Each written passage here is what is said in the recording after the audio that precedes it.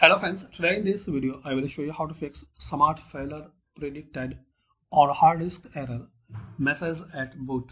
So to resolve this issue, just click on start, here type cmd, right click on command prompt, run as administrator.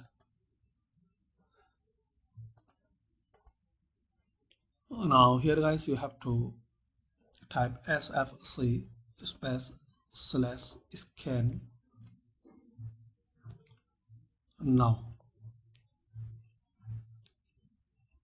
So type this command line and press enter.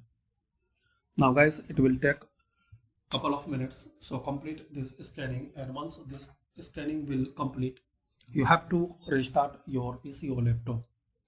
So hopefully guys, after restart you can fix and resolve smart failure predicted on hard disk error message at boot.